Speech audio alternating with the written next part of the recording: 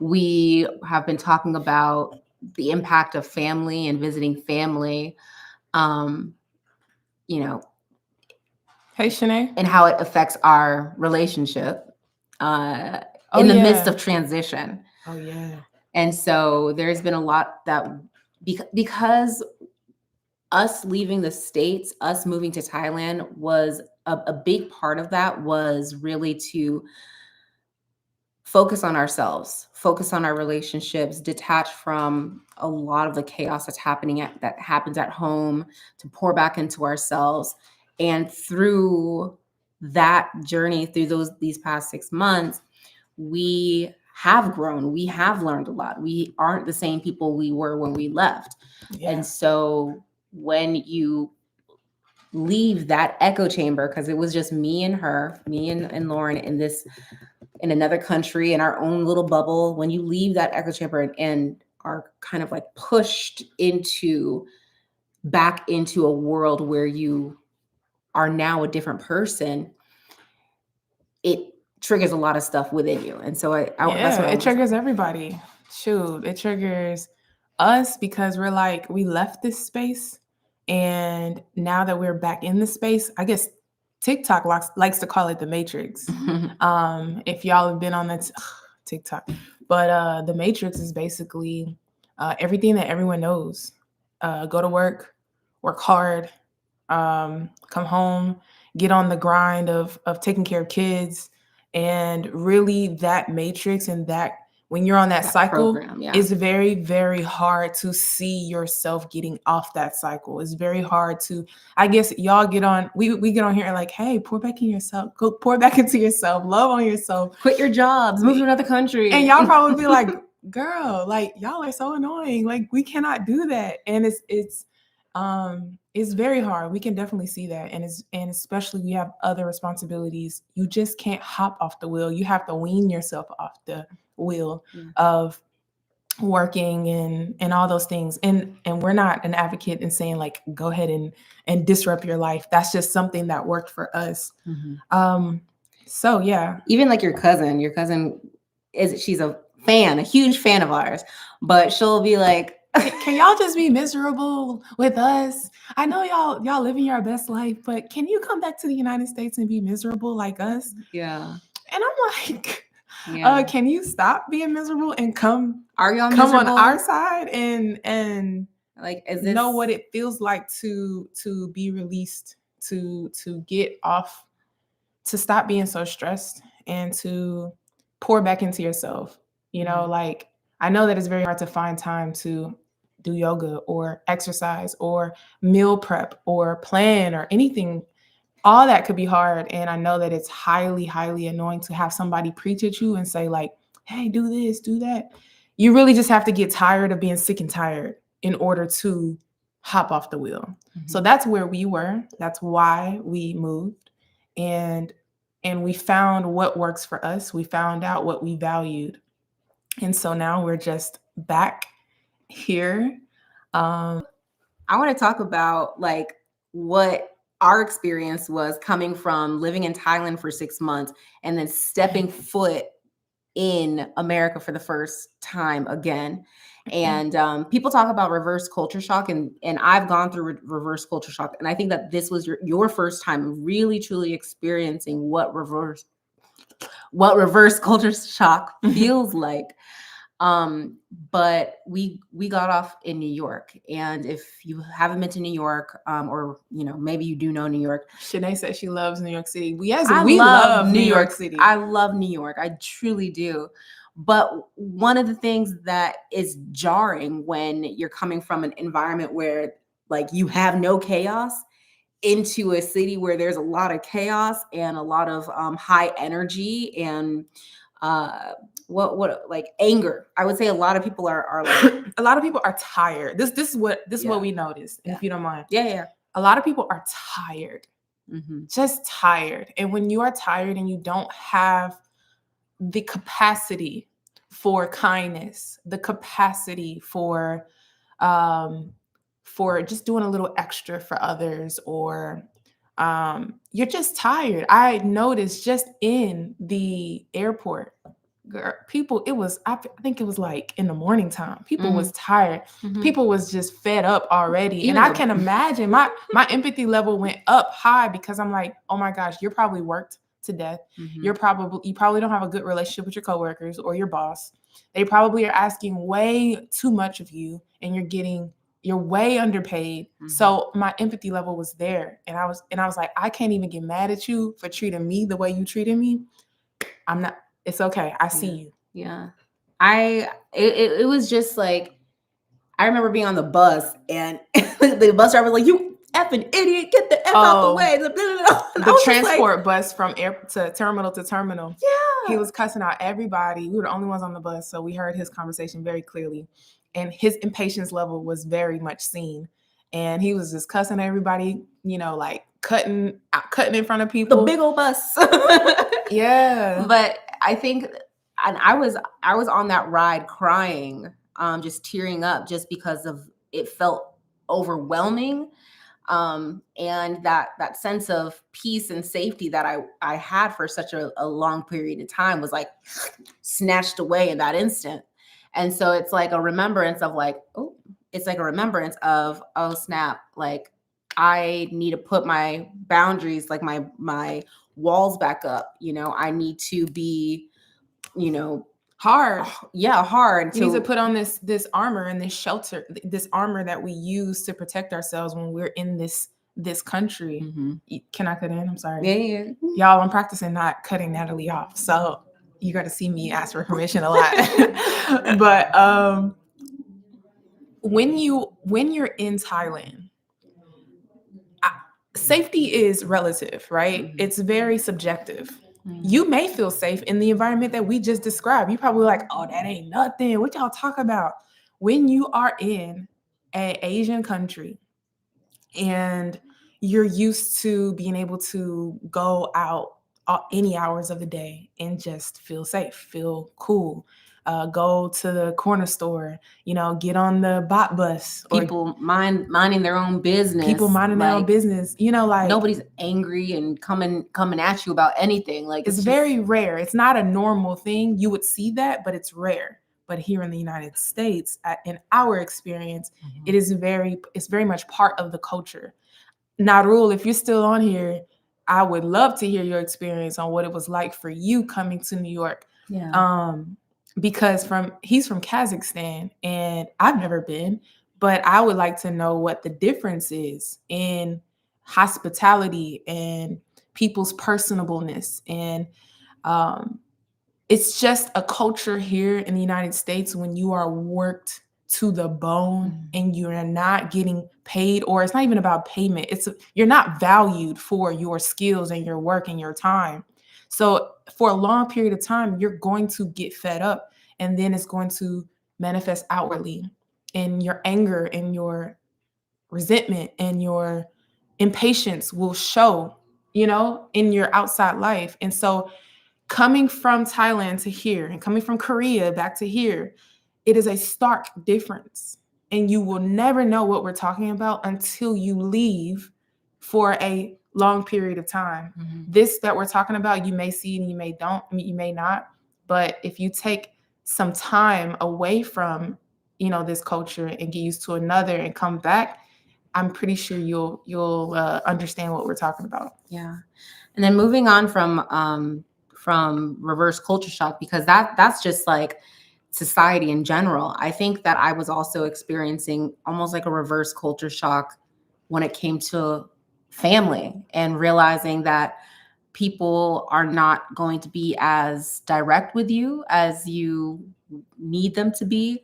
I remember, or they have their own energy, right? People can have an energy towards you, and it's felt, but sometimes it's rarely actually spoken upon. People just act upon it, or they don't respond to your messages, and it's the passive aggressiveness. But yeah, you're absolutely right.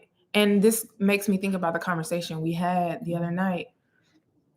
When we go through our changes and we learn more about ourselves and we go through our healing processes, it's we get to a point where we want to come back to family and like, hey, this is how I want you to be. I went out to the world and learned more terminology, and this is what you're I need this, you know, like you made me have this attachment style. You was not present. We start coming back, and kind of like our resentment shows towards the people who helped make us who we are, right? Who had firsthand involvement in our experiences and making us who we are. And so I actually had a very tough conversation with my parents, and basically kind of like came at them direct. And I realized through our conversation that it might be a little unfair of me to go out into the world and do all this changing and transforming of myself and then come back and say, hey, you need to change too. And I realized that my parents and our family have always been these people. We're the ones who changed. And it's a little bit unfair to be like, hey, I did all this changing. Now you got to change too. And they don't even know what we're talking about. They're like, wait, what? I'm selfish? What? I'm passive aggressive? What? Like, I've been like this my whole life. What are you trying to point out to me now? Because you're being, you know, you can insert any adjective you want. But yeah, I think that part is, you can chime in at any point, but I think that part was a little jarring for me, is making the decision to stay around family members, knowing that they probably are not equipped to make the changes that I need them to make in order for us to coexist. And I think for me, what I'm going through is accepting that my family members are who they are. Yeah. And it doesn't necessarily, some family members, especially if they've harmed me to a great extent, I've made the decision to not have them in my life until I can see actual change. But there's some people that some family members where I don't have to be like, if you're not like this, you don't have to, you're not going to be in my life. It's more so like I can look at my family member and say, like, I see you, I see what your capacity is, and I accept that. And I know I can't expect any more from you. And so that is that is the extent of our relationship. I have a question though. It's like, you can say that, but then at what point do you, because if your family member is however they are and they're hurting you or they're triggering you, at what point do you say like, I'm gonna take a break from you because I gotta get a handle on my triggers, or I gotta get a handle on being looked over, or X, Y, and Z? At what point do you kind of break away? I think for me, it's about one, understanding, knowing what I can handle, and getting better for myself in my own boundaries, and being able to clearly be like, no, like, that's not okay. Yeah. And I think that by me expressing that, and it doesn't necessarily mean that they'll change. It's like they can they'll be like, okay, whether or not they actually abide by those boundaries, then that's going to be another thing that we would have to deal with. But I think I feel like I have a softness for my family, not necessarily meaning like I'm going to just do everything that they say or do everything that they want or whatnot. But because I do feel like my family and the people close to me are important, and I already can feel myself getting like slightly emotional. Like, just knowing that that time is limited with these people that you love, and anything can happen. Somebody could have a heart attack and then that's it. And I don't want to be like, well, I decided that they're not going to be in my life because they couldn't meet me where I wanted them to meet me. Like, no, I mean, I was only speaking to the part where they are hurting you or harming you. Not saying that that's actually happening, but I'm just saying, even if time is limited, but those people are harming you or not respecting you, it's like, that was just my question. I'm not like trying to push you to do anything. Just at what point do you step away? And I think you answered it earlier. It's just knowing that what your boundaries are and being able to stand on business of like, this is what I'm not going to do, or this is what I am going to do. Yeah. And as a healing people pleaser, it is hard. It is definitely a hard journey to be able to, one, be able to even say no, and then say no with your chest, like, No. you know. And so I think that has been my personal journey in the realm of family, is abiding by my boundaries, because my boundaries have traditionally been very loose. Yeah. Yeah. I think with all of this, if you just joined us, we've talked about our transition in coming into the United States. We're visiting our family right now, and some conversations we've had with our family members, the juxtaposition between us growing and transforming and trying to better ourselves. That's next to our family members who are just kind of like stagnant, and our uncomfortability with that. So that has had a toll on our relationship. Not a big toll, but just we had to come back to our foundation of, okay, we need to talk about this, or hey baby, what do you need right now? We've done that to each other back and forth. When we were in my house, she was like, what do you need? And same, what do you need? And this has caused us to go back into our tools and our resources that we have created. And one in particular that we created was the 10 questions to help couples rekindle their love and to draw them back closer together. Yeah. And I was so thankful for that resource because, first of all, we were supposed to have been done this a while ago. We've sent this out to our subscribers, our email list. Which we're going to pause for a second. If you're not a part of our email list, go ahead and click the links in our bios. We're very much active with our email list nowadays. We see the importance of that. We're not so much spending a lot of time on social media. We're sending a lot of our tips, a lot of insights, yes, things that we're not able to share on social media just yet, or haven't had the space capacity, or the capacity. Yeah. Sometimes it's too much to be on social media. So we really have been focused on our email list. And if you have not, please click the link in our bio. Just submit your email, and you will be included in all of what we're talking about, especially this free resource, which is 10 questions to ask your partner to help rekindle the love. It has helped during this transition period. Yeah, it's supposed to be a 10-day challenge, but realistically, we started this thing 10 days ago, and like, and we realized we're being patient, and we're being honoring ourselves and what's going on, and showing ourselves emotional compassion. Yeah. And with all of the things that we've been going through, we realized that this might be a 10-week challenge. And this is free. We would love for you guys to join us in this challenge. We have now started we're on day 2, but our email list is now going to get their email about starting day 2. But if you, let's see. So if you would like to join, this is, again, is a free resource. After we finish our 10-day challenge, it will no longer be free. It will be a paid resource. So I will highly encourage you to jump on it now. Yeah. It has helped us so much. And how much do you want to talk about? Do you want to go into it? Yeah, we could talk about which one? The first question. So there's 10 questions / activities that you do as a couple that's supposed to help you reconnect and just understand each other a little bit deeper. Yeah. I think honestly, we haven't gotten to this question or this activity yet. I want to talk about it. Which one? Well, let's talk about day 1. Let's talk about day 2, and then we'll go on.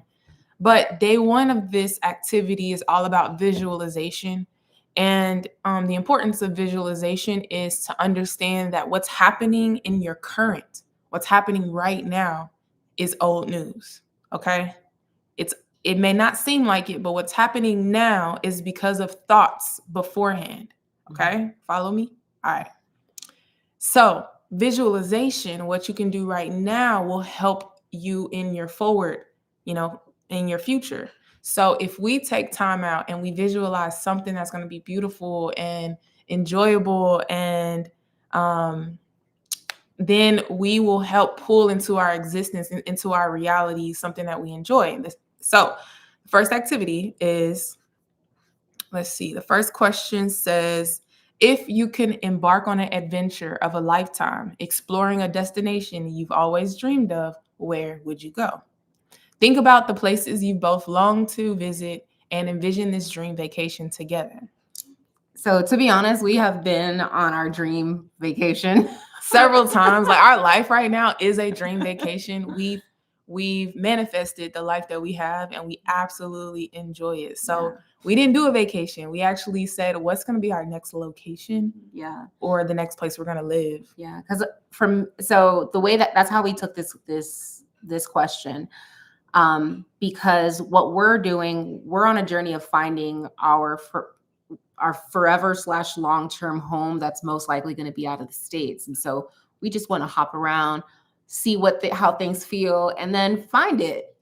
And so when we entered into this activity, that's the mindset that we had. Like, what would feel right? What would be good for us? Like, knowing what I love, knowing what you love, and then taking those ideas and then sharing it with each other. And we're not going to share what we, what our answers were, but some things popped up in this activity. It didn't matter what location she said. It didn't matter what location I said. What I noticed during this activity is, wow, look at what excites my partner. What excites her when she is traveling? What is she looking for in these places? And so I really valued the things we had in common. And I really valued what I actually learned about Nathalie in this activity. And it took my mind away from, oh, we're reverse culture shock. We're in the United States. Oh, family issues. It took my mind off of that. And it brought my vibrations to a new level. Yeah, I think that for when it comes to visualization, especially when you're visualizing as a partnership, as a couple, it's so important to not get stuck in the emotions and the feelings and the chaos of the now. It is so important to look to the future as well. Like, what would be good for us? Like, when this happens, how are we going to feel? Yeah. What are we going to experience? And that's Delulu. That's what everyone's talking about on Instagram and on social media, is being delusional, making up this fairy. We used to do it when we were kids. Why do we stop doing it when we were adults? Mm-hmm. During childhood, we brought our reality to us by having this imaginative, like, thought process, and creating a world in our heads. And this helps, again, to take us out of the chaotic vibrations and bring us into vibrations of like, oh, I love that. And you can feel it in your whole body. Yeah. It's a practice. It's very difficult. I'll say it's a challenge when you're first doing it. I say that it gets easier as you continue. But yeah, like, that's day one. That's all in day one. And it's a very quick activity. You can set yourself a time limit. Make sure you have uninterrupted time to be able to do this with your partner or partners, and see what conversation pops up. Yeah.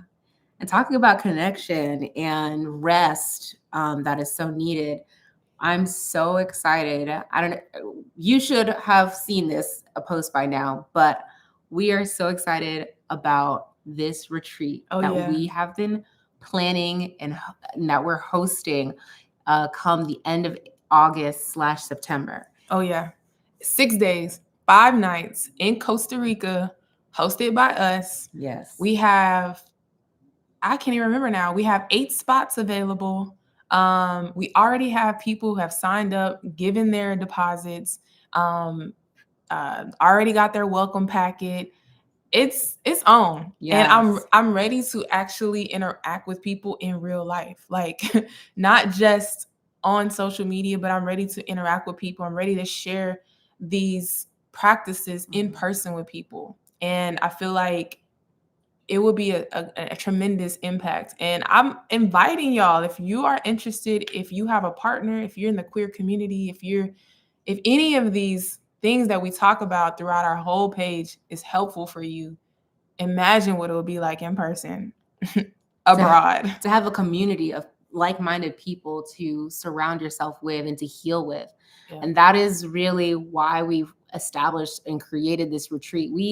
We are fine-tuning every little detail down to the facilitator of our cacao ceremony and our what else do we have? Our healing. She'll also be doing water healing, which is, anyways, there's so many amazing things that are going to be going on in this retreat. Yep. We'll be hosting our own workshop that is going to be focusing on emotional connection and rest, honestly. Yeah, it's a reset. We talked about in the beginning of this live, the matrix and the hamster wheel that you are born into and you have to continue, or you feel like your whole world will fall apart. Mm-hmm. It's really a reset for you to join us for 6 days, 5 nights, get away from all the responsibilities you have and learn some tools that you can take back with you. Mm-hmm. The chaos in your life is probably not going to stop. For as long as breath is in your lungs and as long as you're able to be here, you're going to have some type of chaos and something will go wrong. Why not have tools to help you get back to that equilibrium? Why not have people, I'm sorry, I'm reading comments at the same time, but why not have these tools to help you understand what your emotions are, how it shows up in your body, and then how you're projecting that outwards, Mm-hmm. right? I used to get so upset that people saw me and be like, oh, she mad. I hated people like being able to look at me and can tell what my emotion is, or can tell when I'm irritated, or I wanted to understand my irritation before it showed up. And that's just me personally. And me understanding how it manifests in my body, me understanding how I can process it, me understanding that, oh, I just need to step back and take a breath before I go and send this email, before I go and say what I need to say. Mm-hmm. Those are just, like, to me, basic tools that is not accessible to people because they're too busy being busy. Yeah. Let's sorry, go ahead. I'm gonna read some things in the chat. Yeah. I was gonna say Smith. Yes, Smith So 66. Yes. We are open to having people that are not technically part of the queer community, but we do want to make it a safe place for women. So this is really a women's healing retreat. Yes. With, mostly women melanated. Of color. Yes. You are invited. Yes. If you have little melanin, if you have a lot of melanin, you are all invited. Mm-hmm. What you can do is you can go to the link in our bio. It says registration. And it's a Google form where you can put your preferences there, what type of adventurer you are, if you'll be traveling alone, what your pronouns are, what type of room accommodation you would like, whether it's shared or private. Yeah, it's just going to tell us a little bit more information about what you're looking for. And then from there, we will have a call with you. And I think one of the reasons why we are talking and having a call with each person that registers for our retreat is to make sure that we are creating an environment and a community that is focused on the same thing. And we're so serious when we say like-minded healing. Our goal is to ensure that everybody is coming to this retreat for themselves, like for their own emotional transformation, for their own understanding of themselves, to find the tools that they need in order to live through a chaotic life peacefully. What's cool about this retreat is you will also get a free coaching session, 45-minute coaching session. Each person will be able to sign up what time they want throughout the retreat. I think that's super cool. They'll get both of us. They'll get their own time to say, hey, okay, Lauren and Nat, this is what I'm dealing with. This is what's in my relationship with my partner. This is in my relationship with my parents or my brother or whoever. I need to know how to deal with this. I need to know, this is how I've been dealing with it. How, I just need to get it all out. Mm-hmm. And sometimes what's needed is for people to have a safe space. Mm-hmm. I had to explain to my parents what a safe space was. And not that that's fine. A lot of people don't know what safe spaces are. But a safe space is a time, like a container for you to speak uninterrupted, a non-judgmental space, um, a time where silence is okay, because sometimes people just need talking can't get to the solution sometimes. I just learned that this year, that I do a lot of talking and I'm a logical brain person, and I get very agitated if we cannot talk our ways to a solution. And what I'm learning is our traumas and our frustrations show up in our bodies first. And if we slow down and if you listen to your body, if I'm very excited about something, I feel like I can't sit still, and that's manifesting in my body. If I'm agitated about something, I can feel it in my chest, or I can feel it in my left arm. And this is the language our body speaks.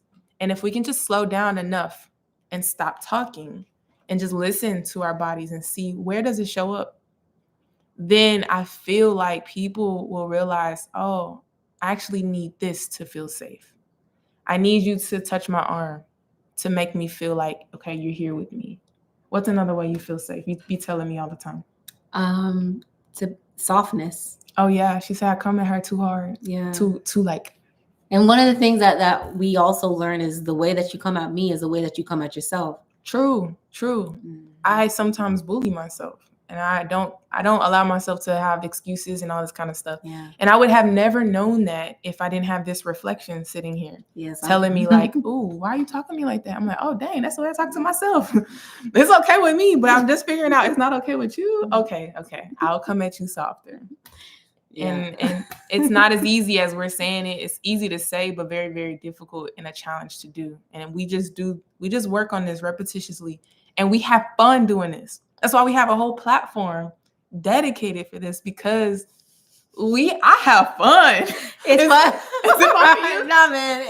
It's fun when we get out of it, but not when we going through it at all. No. I love every part of it. I love. And I understand that you don't love every part of it. And I have to slow down. She'd be ready to be like, we made it. High five. And I'll just be like, she'd be like, what?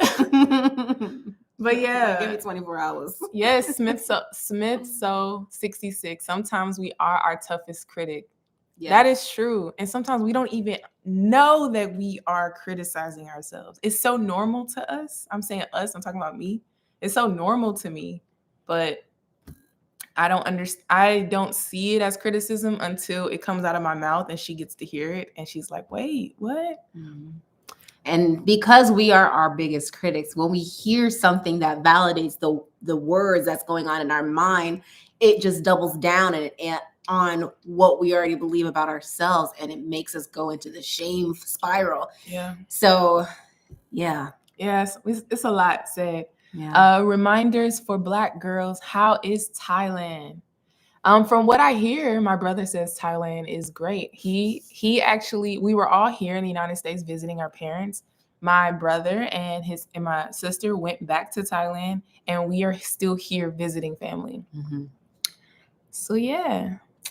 Thank you guys for all the compliments. Yeah. Yes, we have been glowing from the inside out, to be honest, and we just want to share this with y'all. Everybody, this glow we have is not just for us. It's for y'all too. Damn, he put his phone number. You put your phone number in there? I don't have WhatsApp, sorry. Somebody asked me earlier, is my beard real? Yes, man, and I actually need to shave a little bit. I need to shake this up a little bit, but yeah. Lauren, you must be Aquarius, either sun or moon. You are so passionate about things and tough on yourself. I wonder, I have Aquarius in my chart somewhere, but no, I'm actually a Pisces sun and a Aries rising. Yeah. I actually don't think that people can get my sign right away. I say that because I am constantly looking at myself and changing myself I'm constantly learning more about myself. And if I don't like it, I'm constantly trying to change it.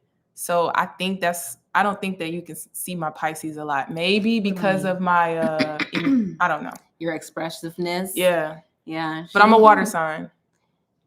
Yeah. You learn how to talk in this relationship. Yeah. Yeah. Mr. Dollars. I don't have no WhatsApp, and we actually don't reach out to people because there's a lot of creeps on the internet. And so we just stay to ourselves, keep it in the DMs, stay professional. So yeah. Hey y'all, we super, super, like, I enjoy you guys tuning into our lives. I know it's been a while. I'm just truly touched that you guys are sitting here listening and y'all are getting something from this. I do like feedback. I'm a teacher, so I would like to see if this has been in any way impactful for you. This last 37 minutes, if this has been impactful for you in any way, can you go ahead and put a 1 in the chat? Go ahead and put a 1 in the chat. If you want to see us more, and you want to see us more, and you might be interested in the retreat, go ahead and put a 2 in the chat. Put a 2 in the chat. Oh, thank you guys. I was infatuated by what I was seeing in this reflection. I'm just like, look at you. I don't know if y'all see me just cheesing because I'm looking at her, all bright and cheery and goofy. You're so cute. Sending love and good vibes from Tampa, Florida. Sending all the vibes back to you. Hopefully we'll see you on the retreat. That would be an amazing. Yes, bring your partner. We don't mind. If you're not queer, that's cool. Come. Safe space is what we care about. The tools and things that we're going to share is what we care about. If you go to our website, laurenandnat.com, very simple, laurenandnat.com, and you go to retreats at the top, you'll see all of what is prepared for this retreat. Mm-hmm. It is very detailed. It's very tailored for you. And we're going to have us some fun. Shanae, you helped me in the past. Me and my partner are in another transition, but we're doing better. It's me. I'm the problem. Hey, that's the step right there. That's what I be thinking too. I'm like, it's me, because I feel like I'm the one that's always blocking or it's okay reacting. Or what I'm learning is it's a learning journey. It's a lifelong journey, and as long as your partner is there with you, or someone is there to help you along the way and say, you know what, I'm here no matter what. And you're willing to put in the work. I have to add that. Yeah. Not just that you have somebody that's there to support you, but you are always also stepping up to the plate. Yeah. That is important. I used to be down on myself and be like, I'm the problem too. I'm too self-critical, or I'm too looking at every little tidbit. And I realized that we're going to have problems to the day we die. We're going to have something to work on to the day we die. Mm-hmm. All I really want is someone who can do the work with me and help show me so that I can just reach new levels. But this has not been easy. But what helps is that we both say, you know what, I'm in it, and I'm willing to look at myself, and I'm willing to be supportive of you in this journey. Mm-hmm. So yeah. Yeah, Shanae said her and Nat got a lot of similarities. Yeah, that's important. Okay, Shanae said, Nat, remember we have some similarity. It's the blocking. I recognize it. Lord. Yes, I think that part of the journey is being able to recognize when you're standing in the way, and when your emotions get so big and so full that it blocks you. Like when my emotions get overwhelming, I dissociate. I'm not here. It feels like I'm in a dream. Life feels like a movie. And how I react to my environment is indicative of what's going on. Like I don't feel connected to anything. So what has helped you? So if there's a lot of people on this chat that's like, yes, that's me. You sound like me. What are you now doing that has helped you, move forward, move past that? I think the first thing for me was getting out and finding some kind of an outlet. Like I was walking, I'm going to go for a walk. I had to find the thing that really works for me to pull me into the present. Walking is one. Being outside and just having complete silence, if you have that capacity, and being in nature, just from the wind bristling the tree leaves and watching the lizards doing their mating dance, or The just sun being on your skin. it helps to bring me back into my body and what's going on. And You said cooking. oh yeah, cooking. That was actually new. I like cooking, but it wasn't until this time around when we were going through this transition that I realized just how much cooking brings me out of what I'm feeling. And so it's just, I feel like for me, cooking is like a creative expression, because I was just like, this seasoning, like,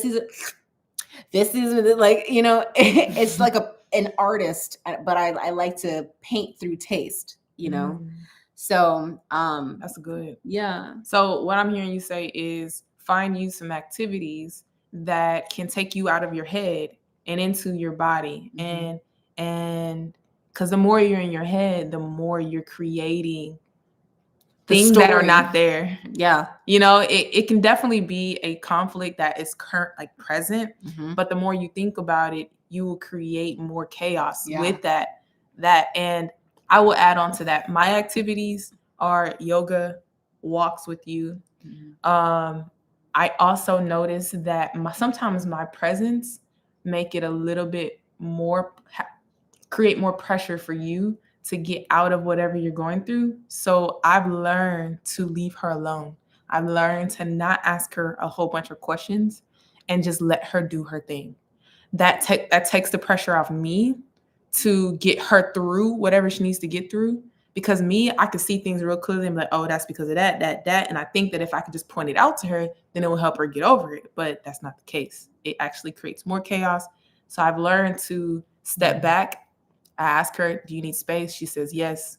She go and do her thing. I go and do my thing. I'm going to ask you, baby, do I snap? Do you snap? Mm-hmm.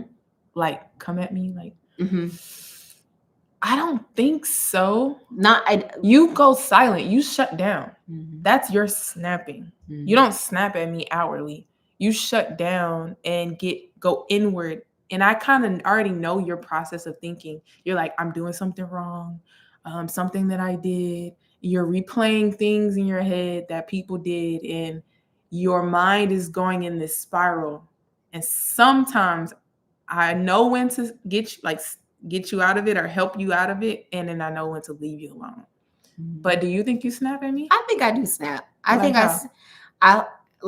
I can feel it. Like, I'll get to a point and I'll say something slick, or it just, I don't know. It's just something. I think if you say something slick, you don't get away with it. Exactly. So I think But that. oh, so that's what we doing now? That's what you. I'd be like, baby, you're trying to hurt my feelings, and I understand that. Like, I'll just talk us out of it. But yeah, Lauren, yeah, she told me that the other day too. I'm in my head, and she won't question me all the time because it triggered me. Yeah. I encourage her to journal. I don't know if that helps for you or not. That helps for me, but sometimes I feel like I have to work through it in my head first and go through my own thoughts before I can process it outwardly. And so I have to be like, I have to sit in my emotion and be like, what am I feeling? Why am I feeling this? It's because this person did this. Well, then why did that bother me? It bothered me because of this. Like, I'm like, a lot of times that is literally what's happening in my mind. But the first, I want to say, day, especially if it's bad, the first 24 hours is just me feeling. I'm not trying to talk. I'm just literally in reacting mode, but trying to also emotionally regulate myself so I'm not reactive in my environment. I'll have to pull myself away. I do get quiet. I don't try to do the silent treatment. I don't try to do the silent treatment. I've learned that it's not intentional. That's just part of your process. Yeah. It's literally because I can't. Like, it's like I don't have the ability to even process words to come out that encapsulate what it is that I'm experiencing. I don't even know half the time what it is that I'm experiencing. Yeah. And so I have to be able to sit with myself before I can sometimes bring you in. But I'm also getting better at being able to be like, hey, baby, I'm not feeling that great. Like, I need time. Yeah. I don't And if do I that have always, but yeah, if you give me that phrase, I'm like, okay, she need her time. I'm gonna go do my thing. And I won't feel alone, or I won't, because I think that if we go about that the wrong way, it triggers a response out of me and it makes me feel alone. So if you just give me like, hey, I'm not feeling too good, give me about 30 minutes to an hour just to feel. Don't ask me no questions. Don't, I feel like if I hear that, then we're on the same page. We're good. That's like her reaching out saying, I'm still here, but I'm not all the way here, but don't feel alone. I just don't have the energy or the capacity. Yeah. I think we hit our goal for today. Yeah, man. Yeah.